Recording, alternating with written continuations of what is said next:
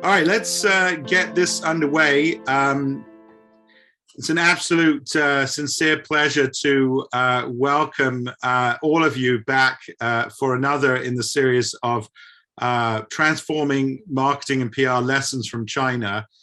We've been extraordinarily blessed at the School of Professional Studies at NYU to have this relationship through our campus in Shanghai with many distinguished marketing and PR professionals. Two of them among two of my favorite, which I probably shouldn't say among them, are Paul Lin and Bryce Whitwam, and they're joining us this evening and have helped curate this whole series over the last year and a half or so. My name is Michael Diamond. I'm the academic director of the Integrated Marketing and Communications Department at the School of Professional Studies, and I work in our division of programs in business. And one of the things that we believe wholeheartedly about not only the transformation of marketing, but frankly, its current practice, is the need for marketers and communicators to pay close attention to the developments globally. And never, obviously, has this been more important than today.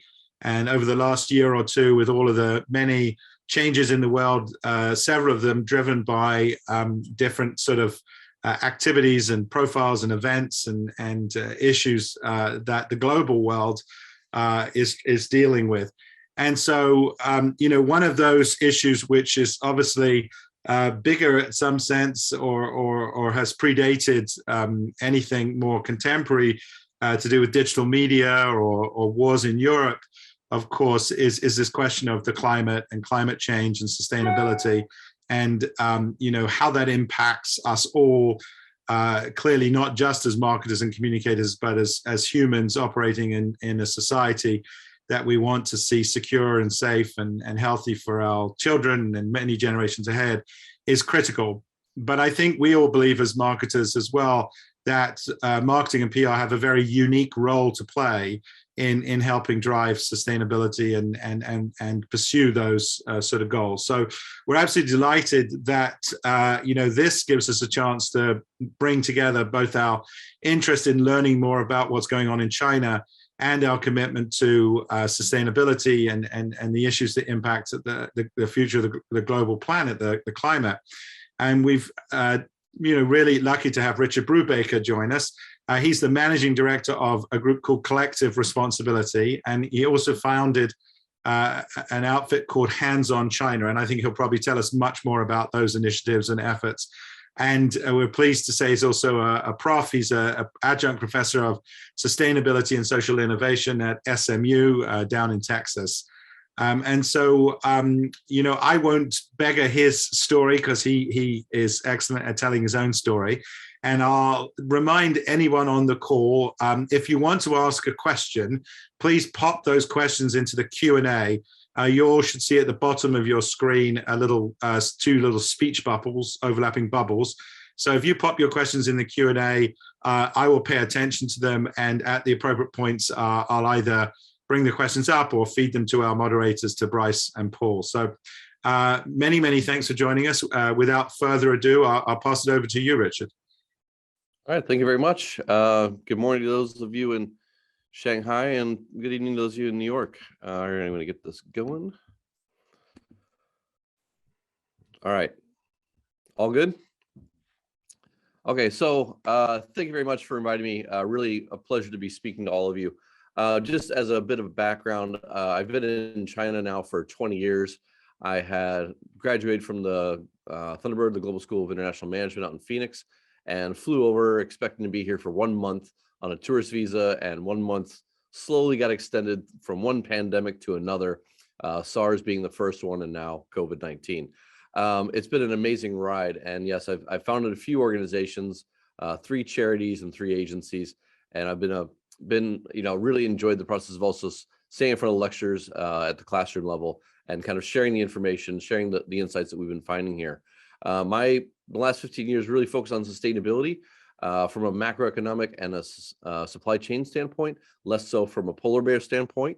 And I'll talk a little bit about that and why it's important through this presentation. But just as a brief, I'll talk about the issues that China is facing, and then how that translates into brands and brand tactic. But if you have questions about the issues that China's facing, say around air pollution or water, or how they're going to feed themselves now without, the Ukraine breadbasket, I'm more than happy to kind of discuss those issues as well. But there's so much happening here at the brand level that I'm sure we can talk for quite a while just from that. So yeah, I've worked around the region. I used to get on these things called airplanes and visit and have amazing street food around Asia and around the world, and helping a lot of great brands try and figure out what does sustainability mean and how to do it. And honestly, sometimes it really comes down to that question: what is sustainability and how do we do it? And for a lot of these companies, some of them are really trying to figure out how they radically alter their business model, their supply chain, both through risk mitigation, maybe as a starting point for a lot of them, but then over time, it's really become how do they attract and create loyalty with a growing group of consumers around the world who are what I call mission driven. They're values driven. They're looking for brands to lead the way, and they want to follow as part of that path. So spent a lot of time working with brands, about 200 right now in the Asia region, and here's some insights. So in general, we've all heard, globally that, climate change is the threat, that we have a lot of big environmental problems.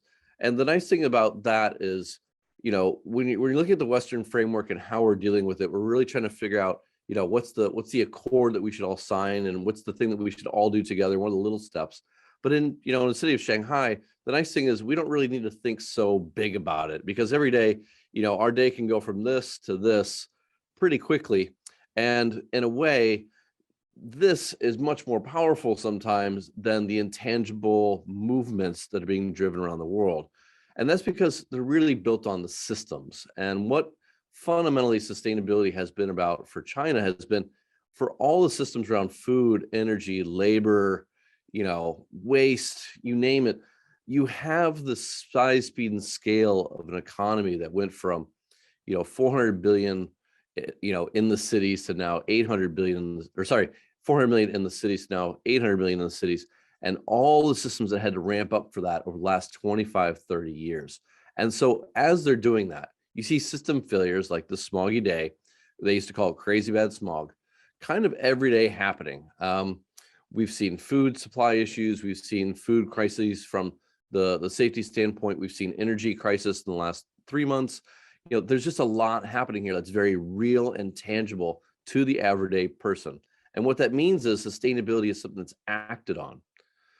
Now, the big question has always been, who's supposed to do the work? Who's supposed to act? Is it government, business, or consumers? And I think from the Western mindset, we always try and kind of pick the consumer, because we want to put it on them to make the decision. We really believe in that free will, as it were. But in China, things are a little bit different. And this is based off an Ogilvy survey about 5 or 6 years ago of about 9,000 people across China, where they asked, who has the power, obligation, and action on issues of sustainability. Now, no surprise, China, the government is seen as having the largest amount of power and obligation. And this is actually true in North Asia. I mean, you'd find this in Korea, you'd find it in Hong Kong, you'd also find it in Southeast Asia, in Singapore, where the role of the government is so central to setting policy, and people really follow along with those policies.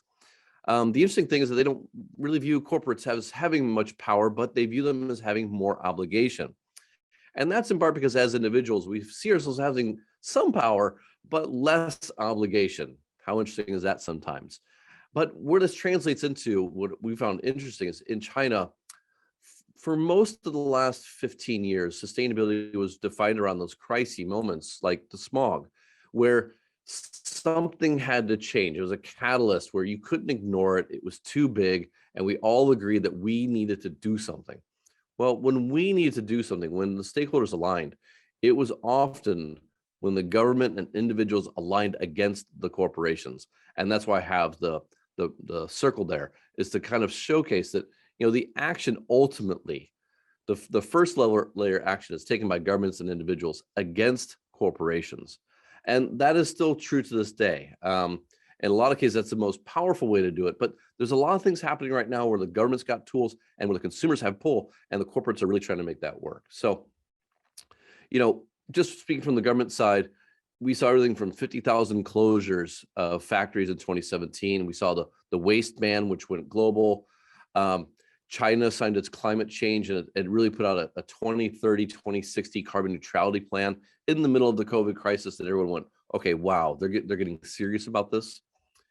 And that's also matched against, the social and the governance side of sustainability as well, and of ESG. So the other reframing here is that sustainability in China isn't just environment. It's also about working hours. It's also about kids being, how much video time they have every day. It's also about, just major policy shifts in education and healthcare, and really creating this framework that they're now calling common prosperity, that you might heard of, that's a vision for how things need to change. Now, I'm not saying that the government is right or wrong in any strategy or tactic, but you see the vision and you see the conversation.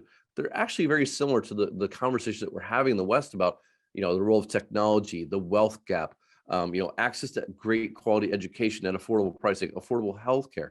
These are all part of the landscape, and brands like, some of the largest Chinese brands are having to play that game as well. It used to just be the foreign brands, but now we're seeing is these Chinese brands are the ones who are seeing the biggest pressures and are paying the biggest fines right now.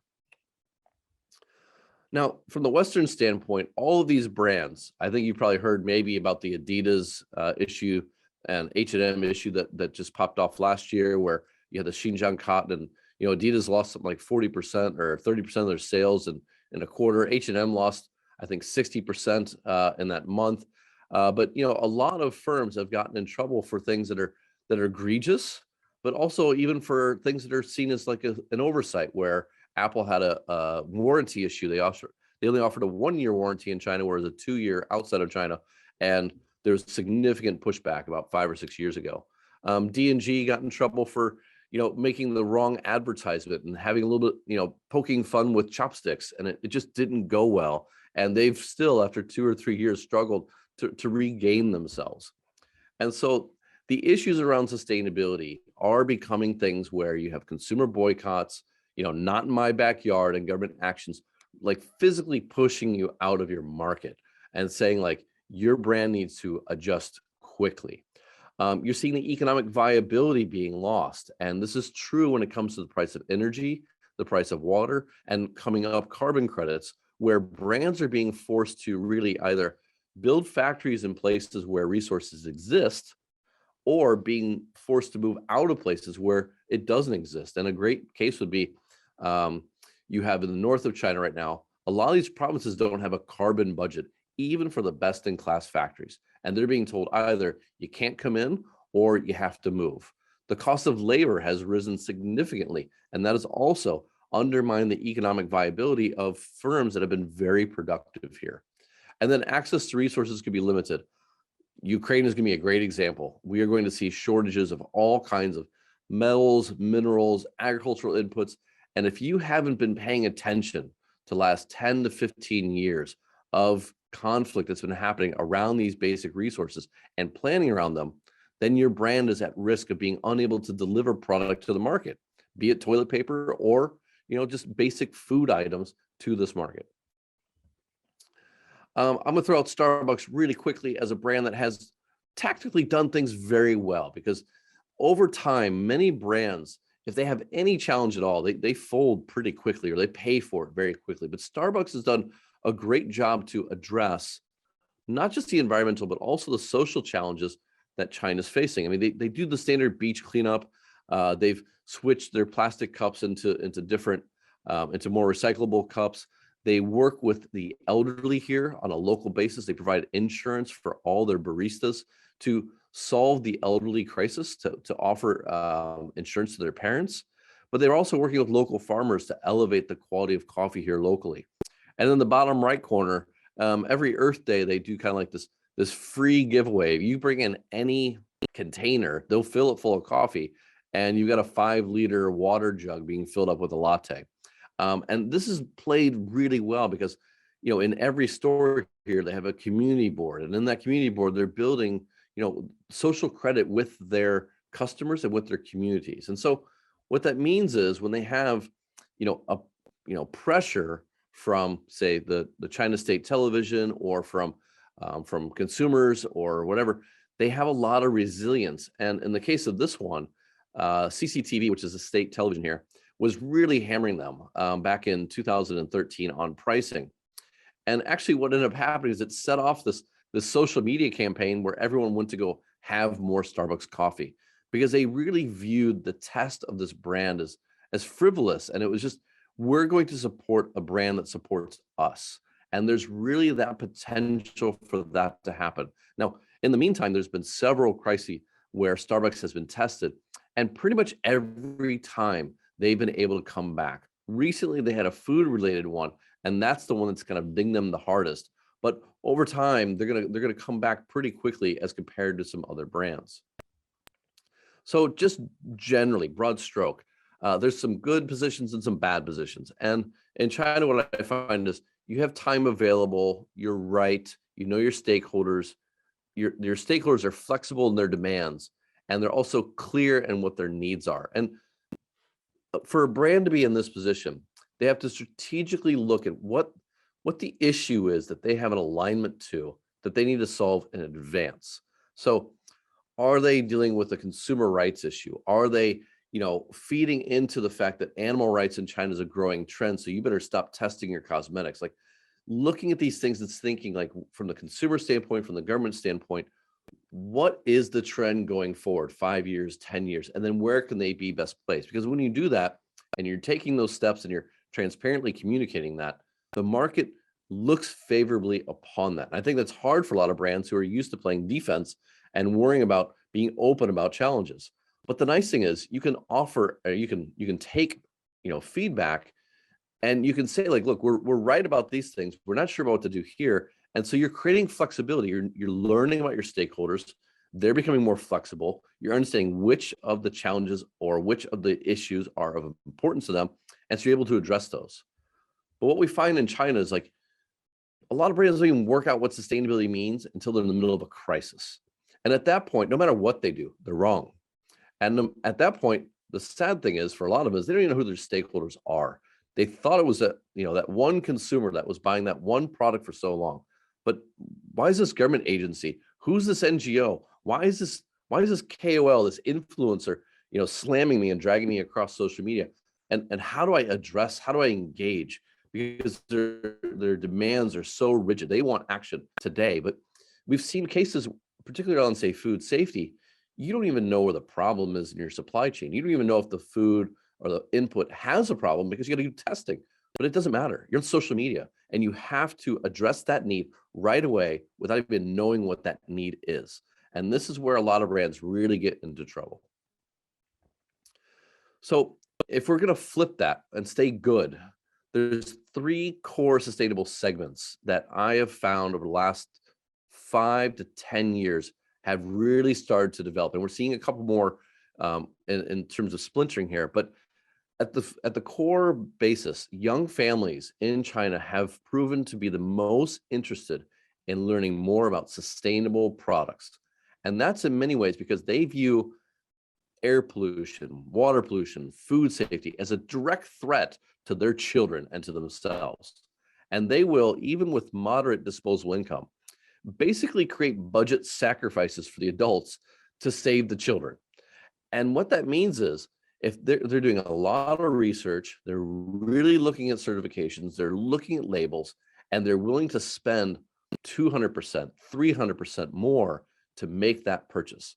And through all that process, if they find value in that product, they stay with it. They rarely change once they've made that decision. And that's in part also because at the core element of these young families, they're not being influenced by marketing and TV campaigns. They're listening to other mothers. They're learning from the other parents in the groups at their kindergarten. They're really, from an internal nesting standpoint, learning from each other. The second one is conscious consumers. And we're actually starting to see a split here between those who are focused on the environment, or those who are focused on pet treatment, or those who are focused on, very specific issues. They're looking to do better. They are looking to elevate themselves through, the issues that are important to them. They are aligned to polar bears. They're aligned to, pet-free, or sorry, animal-free cosmetic testing. And that's been large part because they're educated, well-traveled, or they're just really experienced, and they found value in sustainability through their own lessons, whatever they may have been. Their disposable income tends to be high because they tend to be urban in nature, and they pay high for quality. We see a large group of luxury spending right now for bags, for products that are ethical, that are vegan, that are fair trade. Organic obviously comes into that. And the value proposition for sustainable is understood. It's much more emotional, but they're aligned to it. It's part of their value system. And for them, their brand champions, again, they're not open to the standard superstar celebrity brand champions. Their brand champions tend to be their friends. It tends to be very driven by what they're seeing in magazines with the influencers and the KOLs online who are aligned to those values first and then to the products. And we're seeing a lot of success there around how you engage that educated group, because they're really trying to align their values to brands, and this is a great opportunity. The third one's probably a little bit, this one, of course, the health and wellness group. They're really looking to look and feel better about themselves and the environment at the same time.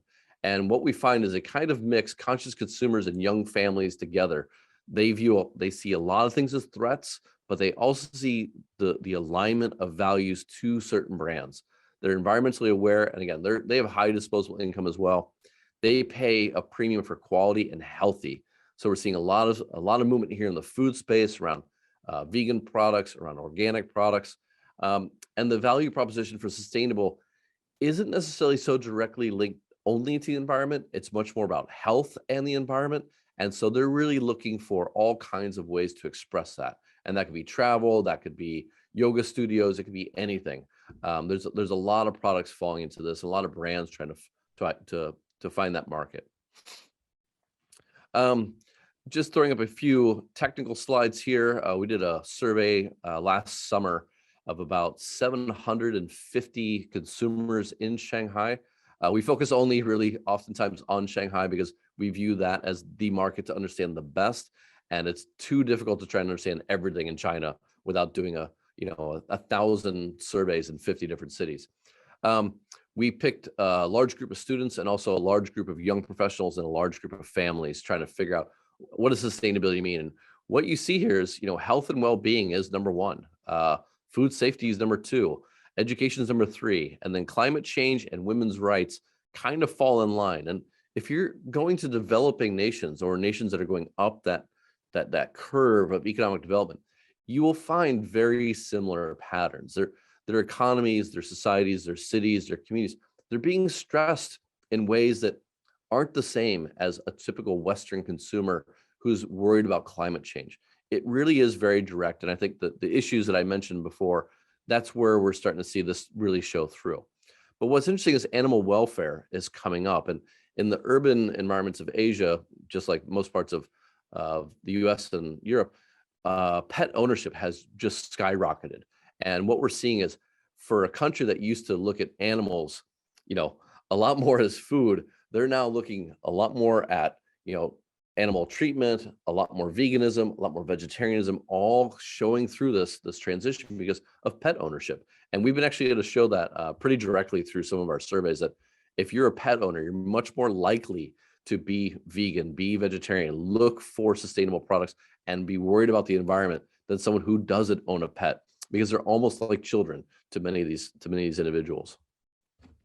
What's interesting is, almost everyone says that they're as a consumer can have an impact on the environment and society. Of course, if given the choice, they will all do it. Almost all will do it. But they find it very confusing to figure out, what does sustainability mean as products? And I think as marketers or as individuals studying marketing, this is the chart that we really hammer, which is, you're putting out your most sustainable thing, but nobody knows or understands the value proposition for your ocean plastic shoe, your fair trade coffee, whatever it may be. They try it, but they won't come back, because even after purchasing it, they're still confused. did I actually buy sustainable? And what we find is about 80% of people really aren't sure that what they bought is sustainable. And that's a real problem because you can't build brand loyalty. You can't build a consistent flow of cash flow. But I think the biggest challenge is you can't build a community of champions who are out there saying, this is the product that I trust, that I believe in, that aligns with my values, that I'm championing. They kind of say, well, yeah, I bought it and I kind of got it.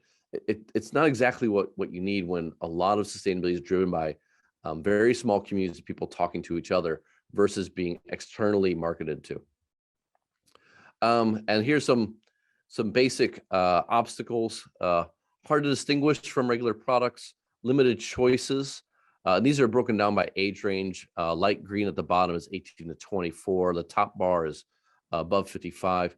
And so you can see some generational differences. I mean, it's too expensive in the 35 to 44 category. I mean, no kidding. They're the ones who probably have kids, who probably have got a mortgage, who probably are paying off loans on cars. They're worried about their future savings. Too hard to distinguish from regular products. Again, like 25 to 34. So they're probably looking at very different products than those who are aged. But what we're finding is above 55, they're very active and they do a lot of research too. So you can't just distinguish by the generations necessarily. You just have to figure out, how do you market to each one? And then the last slide I think I have here is credible channels. How do you reach these individuals and what do they view as credible? This is really important.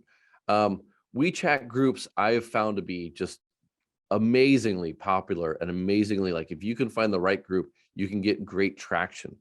But when they are looking at the product itself, foreign certifications still are very high on the list of things that they're looking for. They want to see it's imported from Switzerland, from overseas, has an overseas accreditation, because that is safety. And honestly, I bet if I broke that down, you can see the 25 to 34 and is the highest one, as is the 45 to 54. I mean, they've got kids, they've got grandkids, and they're really buying a lot of food products around that. But if you look at brand advertisements, it's not that high in some of these categories. KOL posts or influencer posts, not that high again. They're really going to the store, they're really putting their hands on it, and they're looking at the labels. Sorry, one more. So 5 steps conversion. One is know your consumer. Who are you talking to? What's important to them? And solve a real problem for them. The Starbucks plastic cup for me was always a fun one, because the plastic lid that they replaced the straw with actually had more plastic. For a lot of people, that was enough. But for the people who are truly focused on sustainability, it took about 2 days to work that out, and then they end up like walking that back a little bit depending on the market. Understand their purchase and knowledge path. I think figuring out where, what information are they looking for, where do they go, and how are they making purchase decisions is really important. If you're just putting up billboards along a highway on your product and people are really online, like you're missing the boat. And I think for sustainability, they are looking for a lot more information, but you have to find out, how do you tell that story? How, it can't just be a single website and a single product. We're finding that individuals, consumers, stakeholders, they want to see regular content. They want it to be visual. They want to be emotionally evoking without overplaying it. They want to see the systems at play, and they want to see real transparency. Build community and brand champions. They're not looking for the $1 million, advertisement on the Super Bowl, or the $6 million, or whatever it may be. They're really looking for the small things within communities. The yoga instructor, the mom, are far more influential than anyone else in the world of sustainability for a lot of different products.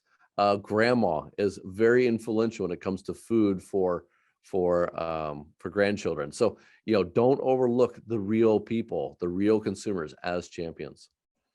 And the 5th one is be patient. It does take time to build brand. It's got to be much more organically driven, and stay focused on the people and the problems that they're facing.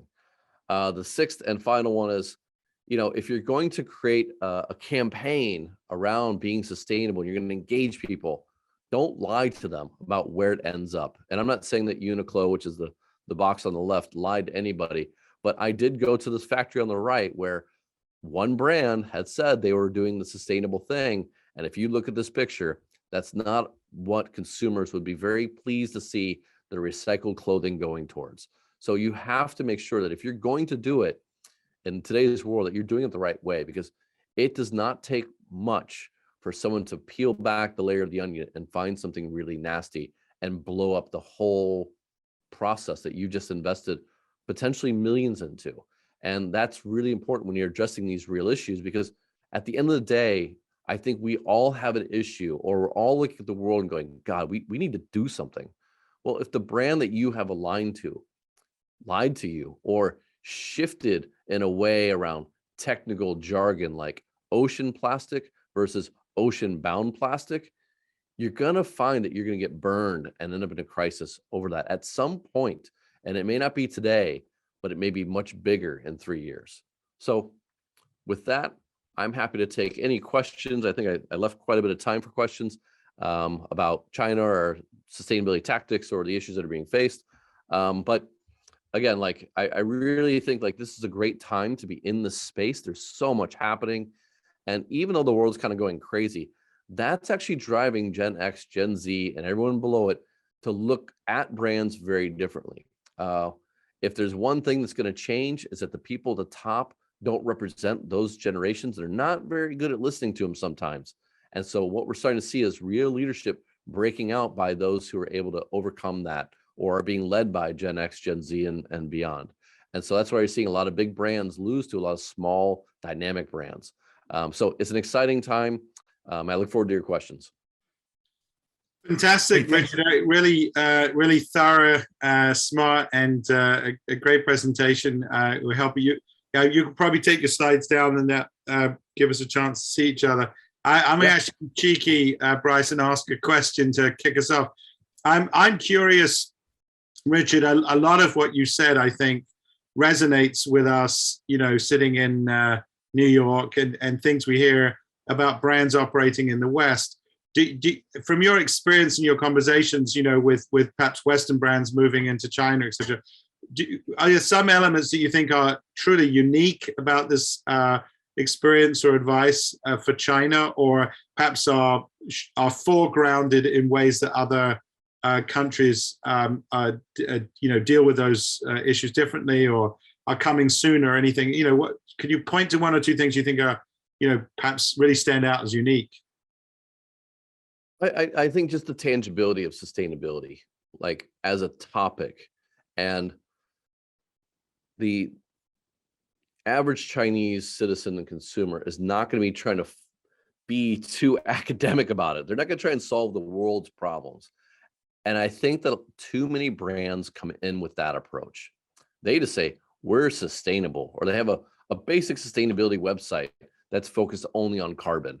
And great. I mean, there's some brands doing amazing work on there. But again, like going back to the first couple of slides, like Chinese are looking at very practical challenges, and they want to see that brands are participating in delivering solutions to those challenges as a brand, but also at the product level. And so some of the brands I talk to, actually, I say the biggest thing you can do for sustainability has nothing to do with environment. It's social. And I can't tell you how many CMOs and executives in this country are like, no, we need to figure out how to sell the shoe, right? Like we're just trying to, like, environmental shoe. How do we sell more of it? Well, by being more socially oriented and doing things for the community. It's just like I just hit them in the head with a frying pan sometimes.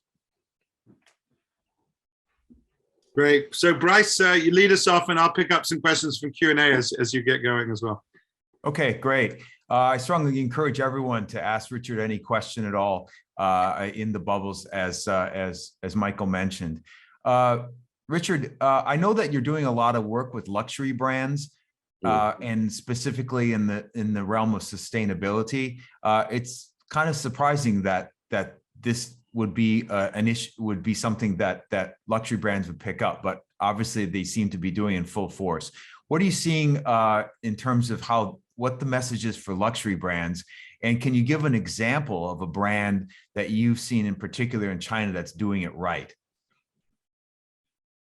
Sure. So I think they're doing it because it separates themselves from a lot of the other brands. It's a great way to distinguish yourself at the product level, first off. So like Arme's vegan brand, or vegan leather bag. You know, they were selling like hotcakes over here, just the normal Arme bags.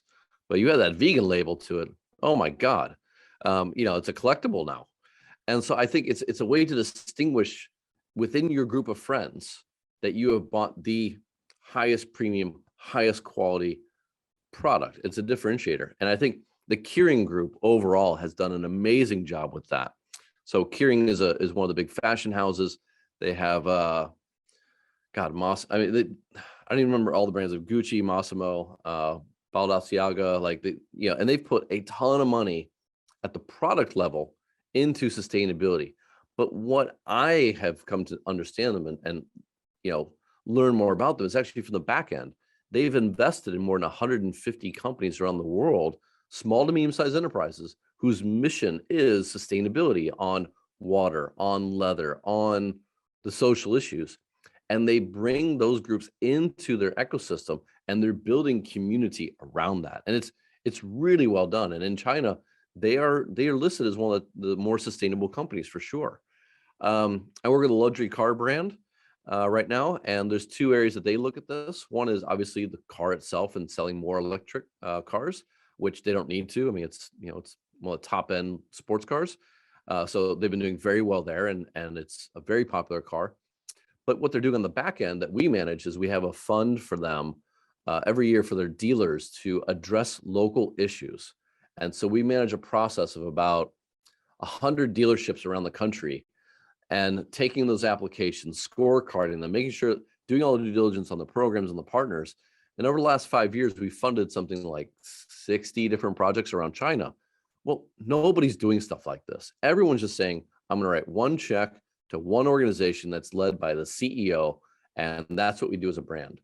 But now this brand has 60 different cities they've worked in, thousands of dealership employees, hundreds of government agencies, all these stakeholders that are now looking at environmental, social, governance issues that this brand deems important. And what's that doing is, over time, is going to separate them from the consumer standpoint, which they're not even talking about. Like, we haven't even done the website. We haven't even done the brochures around this program yet, because they are like, we want to measure the impact of this before even talking about it. But when they do, people are going to be like, wow, they've done a lot. And that's going to build amazing brand loyalty from all the stakeholders that they're involved with, which, again, going back to the Starbucks example and the idea that sustainability isn't just E, it's also S and G. They're going to show they've done a platform level strategy, and they've been building over time. So there's a lot happening, and I think that's what's getting really interesting. On a downfall, I would say, like, if anyone here is buying vegan leather products and you're a true environmentalist, you got a conflict going on in your head, because vegan leather is nothing more than, you know, it's just plastic. It's another chemical that cannot be recycled. You know, it's polyurethane, it's polypropylene, it's a poly something coming from one of these large chemical firms. And I've been talking with brands locally about, like, okay, what's more important to your consumers, animal rights or the environment? And for some, they're not sure. And so it's just a process of going through that, to learn through that process, to figure out, like, what's the most important, but also at the same time, never looking at that as the solution, knowing that this is an evolution over time. Hey, Richard, you talk about how sustainability is a lot broader, right? Here in China, and it encompasses more than just sort of climate change and all those other things, right? And you brought up examples, PR examples, right? That brands have executed and just haven't gone properly here in this market. But there's also some of them, there's a conflict with what's happening at headquarters and a Western lens, right? And a lot of that is obviously the layer around politics, you know, understanding kind of China-US relations, China global relations. How, if you're a global multinational, how do you manage, you know, what activists are saying in the West about China, and then what Chinese are sort of saying, and some of the elements here about trying to play to the government here, or trying to play to local sentiment that doesn't necessarily balance itself out from a Western standpoint? how do you advise brands on that? How do you, what are CEOs saying about that sort of tension about, I can't make anyone happy in this situation? All that question has radically changed as everyone canceled Russia in the last 2 weeks, right? And I'm not saying that's the right or wrong thing to do, but it's reached a whole nother level in the last 2 weeks. Before that discussion, it was very much semantic and measuring, and it was too tactical. And again, because they're all in the middle of the damn crisis, they don't have the ability to even construct a narrative that, like, look, we've invested into both countries, both markets, and both face challenges that we are trying to address differently. Because they failed to talk about that. And I don't know who the participants are here, but imagine I'll just go back to Adidas. They had the big cotton crisis, right? The hardest part for me, and just caveat, I have worked with them, but not on that issue. I've worked in their supply chain on something else. They put 30 years of effort into elevating the standards of factories across Asia, labor standards, environmental standards, governance standards, but they never talked about it as a brand. Well, if you're never going to talk about it as a brand until there's a crisis, there's nothing you can say, Paul. And that's the problem. That's why Patagonia and Starbucks, I think their model, the way that they navigate that challenge is by constantly communicating about what's important to them and how they're addressing what's important to them. And it kind of goes back to, like, if you remember the Chamath Palihapitiya's below my line thing that happened a couple weeks ago, he fell into that trap, but at least he was open about. He has priorities that he is constantly working against, and he's not focusing on the things that he can't control. And I think more brands in this world need to start talking about what's important to them, and also empowering their local teams. Stop managing it from global. Empower your local team to make local decisions that are important and that are addressing real issues, and listen to them. I can't tell you how many brands just don't listen to their local teams. And that's not just China. That's Southeast Asia. That's Latin America. That's Africa. No, we know what's best for the world. Really? Because you haven't left London in 3 years. How do you know anything? Right?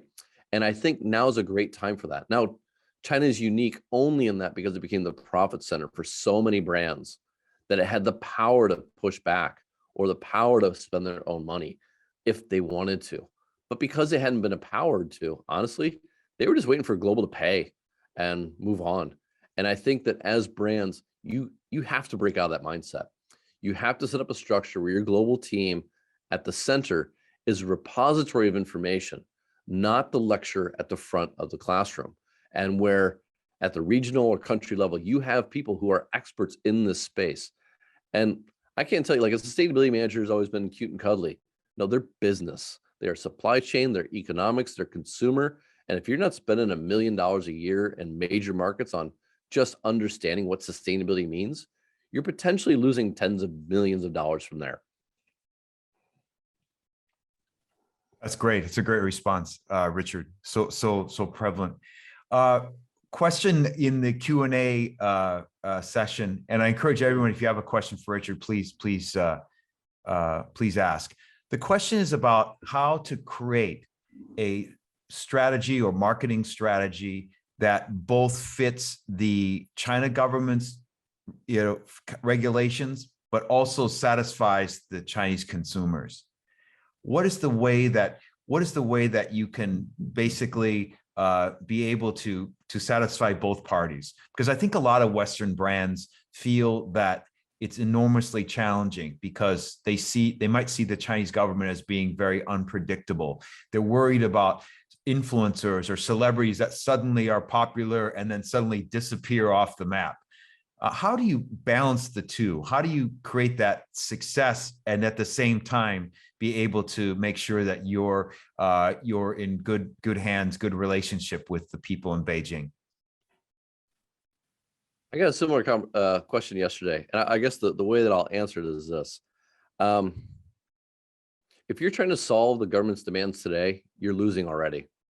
Like, if you don't understand what's important to the government 5 years out, 10 years out, 25 years out, and mapping your business towards that, you're going to lose no matter what you try and do, because that's the risk mitigation, crisis management, tactical quarterly report mindset that is unwinnable in the space between sustainability and business.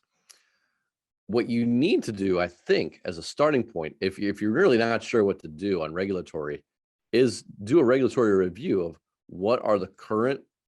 So actually, we're doing a huge thing on ESG right now. And the way that I've approached it is very easy. Like, the ESG standards haven't really been established yet, but what we know is they're going to be very strict. Okay, so what pilot zones are going on? Which academic institutions are involved? Which industry associations are involved? Which industry are you in? Who are the stakeholders that are important in this? Getting to know those people as a starting point and what they view as a vision for ESG, a vision for the tool of ESG being applied against your industry, would probably be the quickest first step to get a 3 to 5 year lens of what's going on. But the most important thing you could do is actually just sit down and go, what is it that Gen X, Gen Z, millennials are worried about? What are they talking about? And how will the government try and solve their problems in the next 3 to 5 years through a framework that will execute over the next 25 years? And if I think about the cost of education, the cost of housing, healthcare, food safety, like, these are really big issues that are multi-generational. But if you don't even understand like where the general trajectory is going, you can't predict where the regulation is going to go, and you can't figure out how you're going to do that. Now, the problem with all that, honestly, that's really hard to do because it takes time away from making a quarterly earnings report. And so what I've seen, actually, because China's government has been so strong with sustainability lately, is most brands now are getting complacent, saying, we'll just wait for the government to tell us what to do. But that's just the worst thing you can do.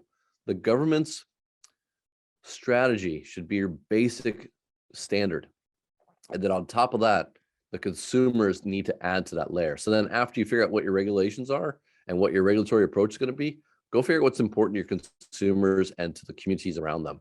And then go start to solve those problems in advance and talk about them in advance of whatever you're going to deliver over the next 3 to 5 years. And then what you're going to find is you're going to meet, as that arc changes, you're going to be at the right point. But if you're just trying to follow people along, it's going to be it's going to be painful. I wonder, one of the things that we've been looking at the school is this question about how truly impactful are these considerations about sustainability or any kind of social cause, etc. And I mean impactful in the sense is how much they really change consumer habits.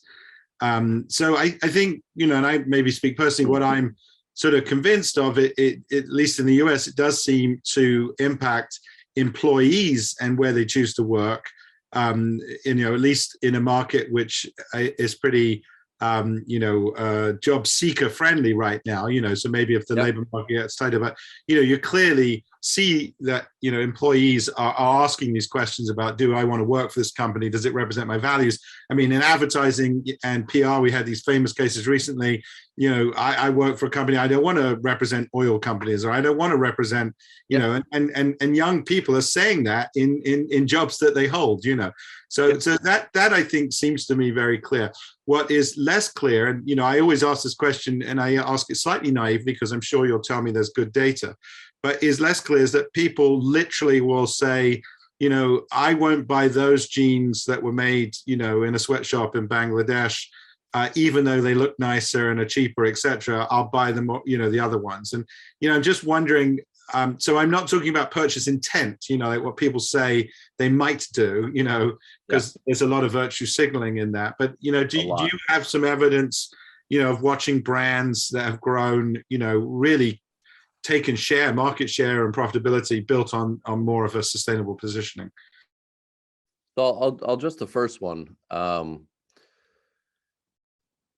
There's a lot happening when it comes to internal cultures, especially thank you, COVID. The virtual signaling is one thing, but then the adaption of in the HR market, I think, is a huge area of culture.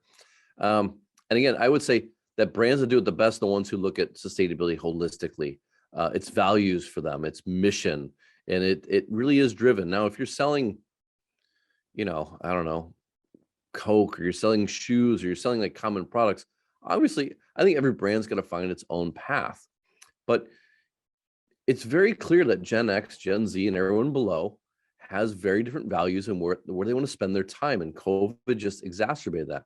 But also, don't play down that, if we're talking about like the white collar office workers, they're seeing the largest amount of wealth generation, both in terms of stock portfolios and things like that, but also in terms of the bequeathment from the boomers that are happening right now. So they're sitting on financial situations oftentimes that allow them to also be more secure in the values that they want to express and that they want to stand behind. So yeah, also the job market's really good. So I can pick a brand that's got great culture, great values, and oftentimes we find they volunteer more. And actually my charity, all we do is we manage volunteering. We've managed hundreds of programs over the years.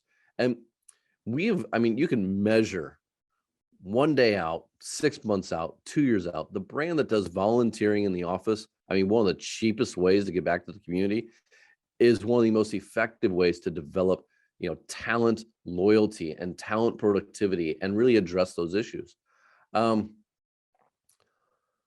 Externalizing that, I think that also gets out into the empowerment issue as well. A lot of these brands on those issues will say, hey, I talked to an electronics firm recently, and we're talking about like the use of bioplastics and how things are changing. And it used to be something like the supply chain director would come and say, this is what we're doing. But actually what this brand has done is saying, every brand or product developer, everyone that's in design, you can come up with your own ideas and you can bring in the material and we'll pay extra for this because we want you to participate in this. And they've seen a lot of value out of that. The dealership network that I mentioned earlier, they're seeing a lot of, again, because it's engaging, it's engagement on issues that aren't directed from the top. It's not the 4 values that everyone adheres to. It's the 4 values that set up the framework that can then be engaged upon on multiple issues that are important. At the product brand level, yeah, this is challenging. I think because there haven't been a lot of clear leaders outside of, say, Patagonia that everyone can just rip off and say like that brand is there. But if you look at, I'll go back to Adidas, they're looking at having 100% of their products being from recyclable or recycled plastics the next couple of years.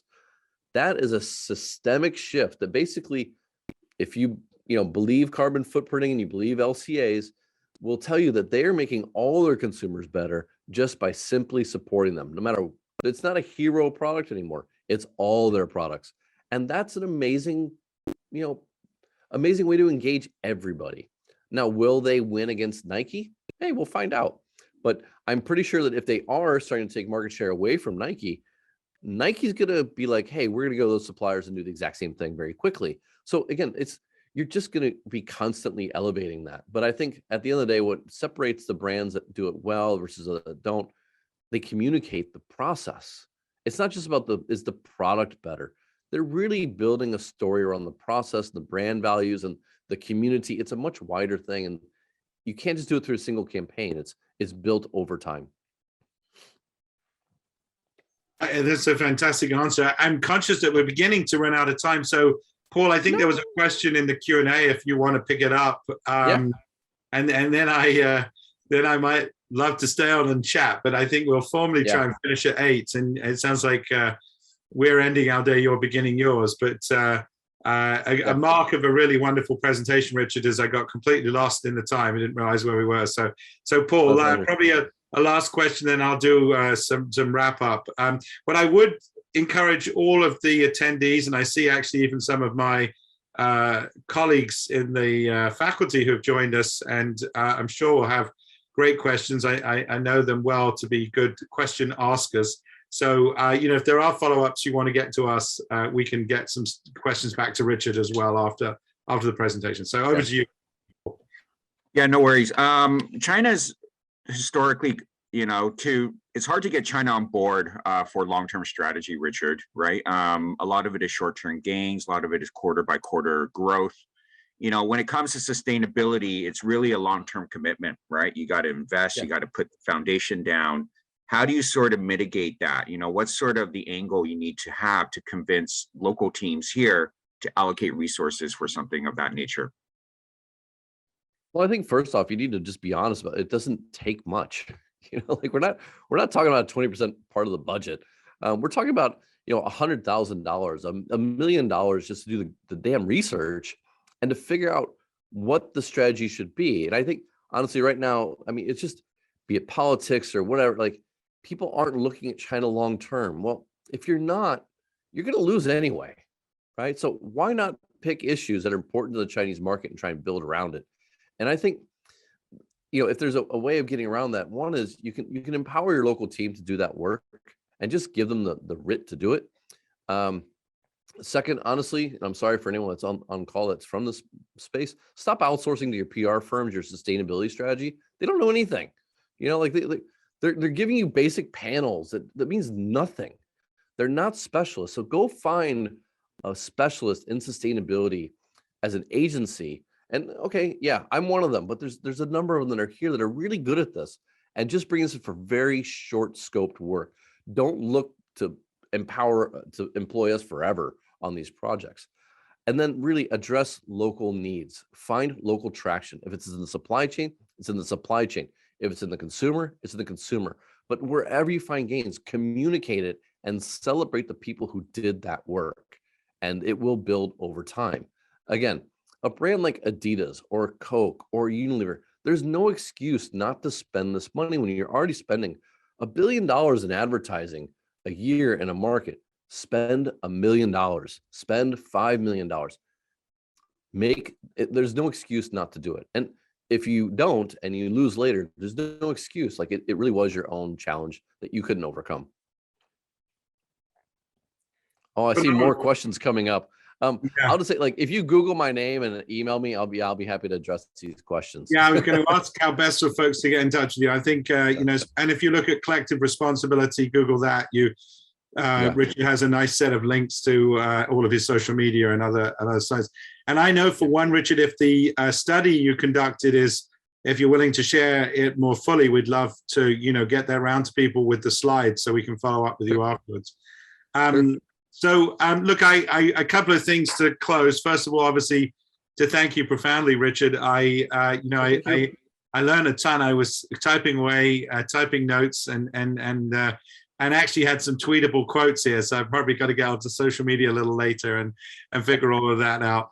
But I want to thank you profoundly, Richard, and both again to Paul and Bryce, who you know, have animated and brought energy to these conversations and these relationships for a long time now, and it's always very much appreciated. But I also want to encourage our audience. There's going to be a survey that comes out after the event, and I want you to read the survey. And then I'm doing a little pitch because we're obviously in the mood.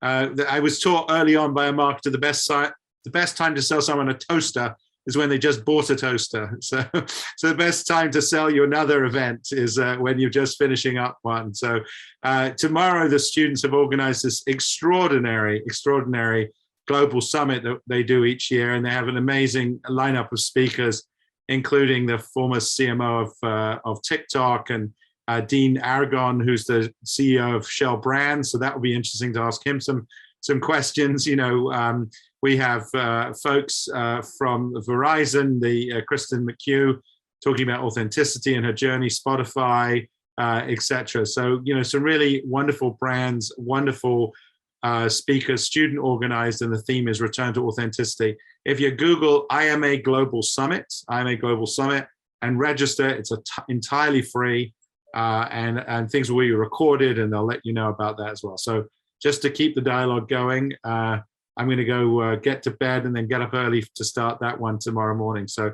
Richard, many, many thanks. You're in extremely good company here of speakers we've had and people who've engaged with us. I have a feeling we're going to want to continue this dialogue. We started at the school a really interesting institute around sort of climate and sustainability, etc. and I would love to connect you in with them and make sure this dialogue, Happy to. goes further. So, all Thank right. you very much.